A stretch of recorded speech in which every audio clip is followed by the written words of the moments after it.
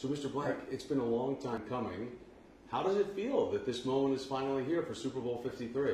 Well, I'm excited for Atlanta. I mean, couldn't be more excited for our state and our city and our fans. Fans being everybody who loves the National Football League, and fans that will be coming here from throughout the United States and really throughout the world. So we know Atlanta will put on a great show. The host committee has done a fabulous job. We have over 10,000 volunteers that are committed to making sure everybody, our expression inside of our stadium is welcome home. I think Atlanta will make everybody feel welcome home when they come here. When we think about the last time Atlanta hosted, it's nearly 20 years ago. Right. How do you think the city has changed or improved in 2 decades? Well, I think probably the greatest change in the downtown area is that you've got incredible venues, George Aquarium, the National Civil Rights Museum, Civil and Human Rights Museum, the World of Coke, the College Hall of Fame, the Children's Museum, the list goes on of these great opportunities that people can come and participate in. I think one big advantage we have in the Super Bowl is that the 15 major programming areas that the NFL puts on, 13 of the 15 are in walking distance. So it's going to be great for our fans that are coming here that they can walk to everything as opposed to having to get in their car and fight traffic. And traffic exists all over in America, obviously, and certainly during Super Bowl weeks, where the Super Bowl is, it's been a problem. I've been to a lot of them in the last 19 years, almost all of them in the last 19 years, and you spend so much time in traffic, you're not happy about it. So the walking element of Atlanta and the great hotels and great restaurants that are close by are going to be a major plus. Is there a certain moment or a point of this Super Bowl week that's coming up that you're most looking forward to?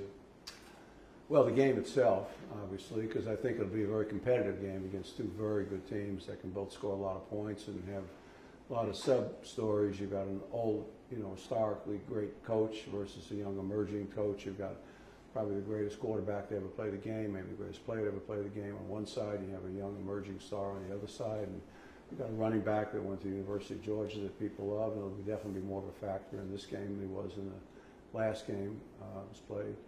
So I'm just thrilled, and I'm excited about having the owners here, and we have an opportunity to host them Thursday night at our owners' dinner.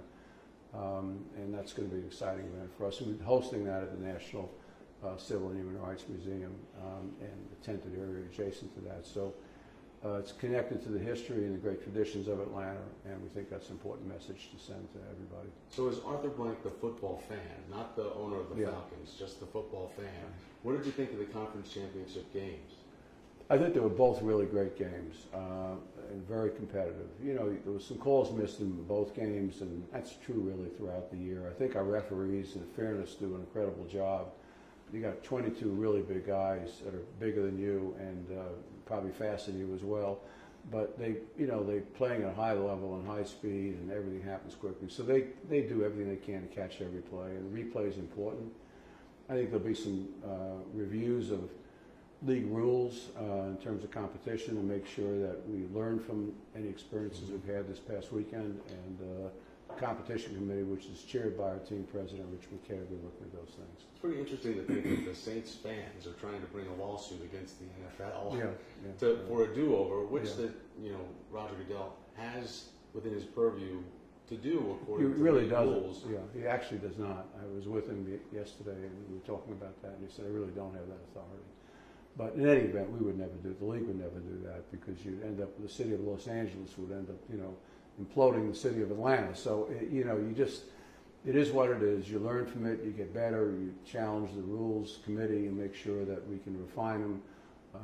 And that's what the league always does, whether from a safety standpoint, integrity game standpoint, and make sure that we're putting on the best product we can. So a lot of fans bring up the LA fans, the Saints fans. They're really disappointed.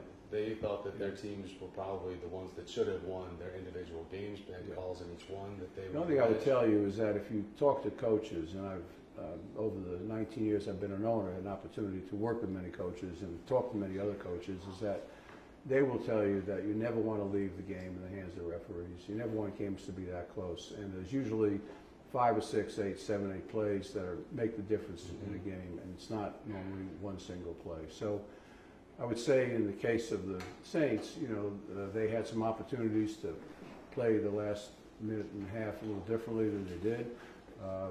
They didn't, and the call was missed. It was clearly missed. And I feel badly for, you know, the Saints organization and for the city of New Orleans and their fans. I do. On the other hand, that's, you know, it's a game.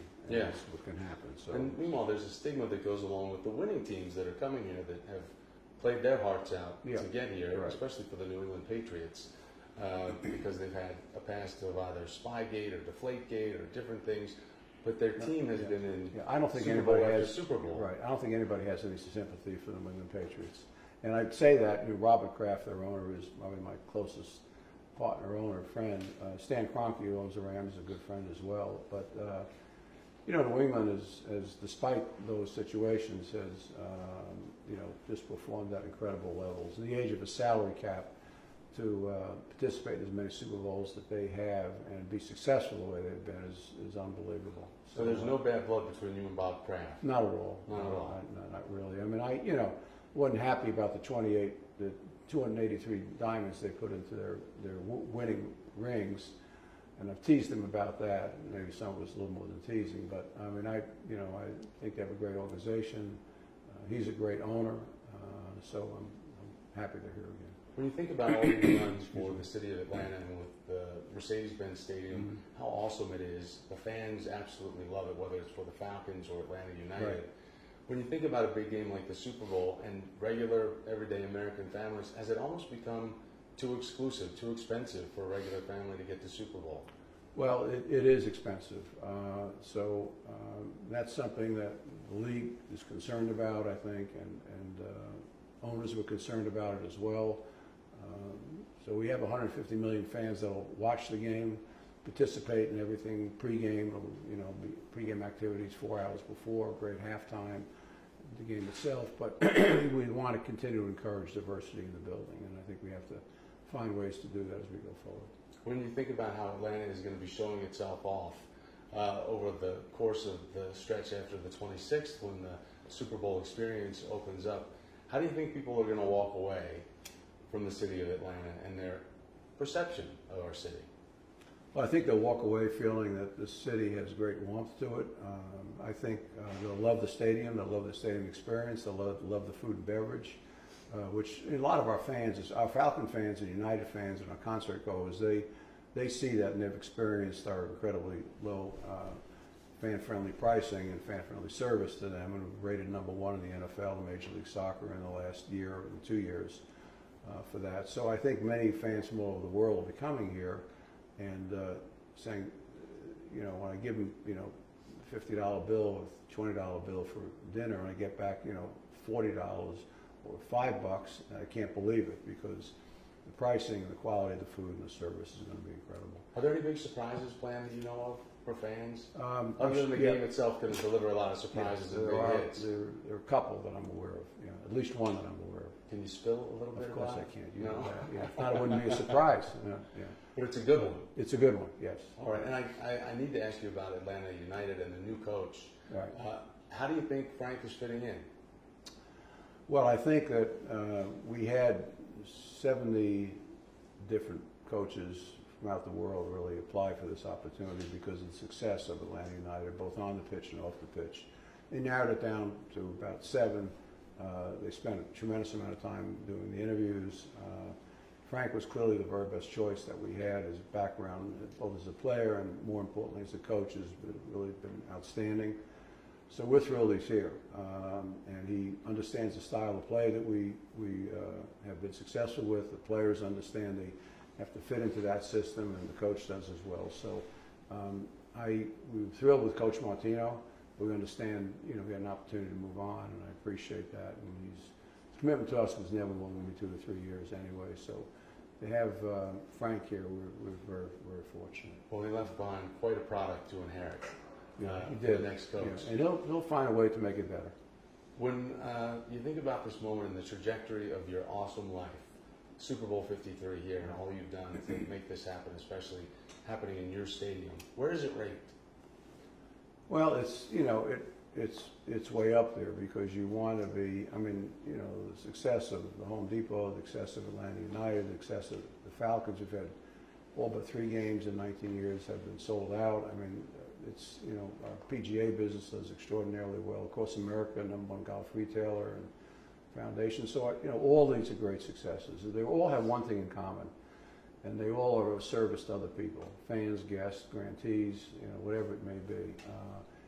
And so, you know, as long as we can continue to do those things, that's where our greatest joy is going to come. And looking forward to, you know, not only hosting again in the future, but we want to play again in the future. And we're looking forward to participate in Major League Soccer this year and participating again for the MLS Cup and competing in terms of the CONCACAF League as well, the Champions League. So we're excited about that. You've got a lot going on, Mr. Blank. Thank You you for do. your time. Thank you for your time. Appreciate it. Thank you very much.